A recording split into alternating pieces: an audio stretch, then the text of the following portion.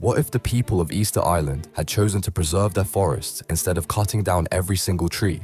In reality, the Rapa Nui civilization destroyed their entire ecosystem to move the massive Moai statues across the island. By 1600, every tree was gone. Their population crashed from 15,000 to just 3,000 people.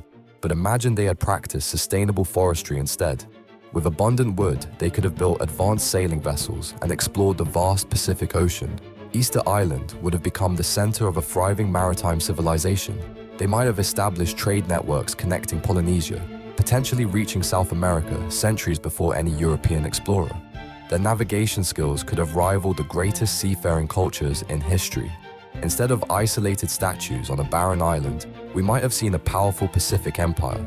One simple decision about managing trees could have changed the entire history of ocean exploration.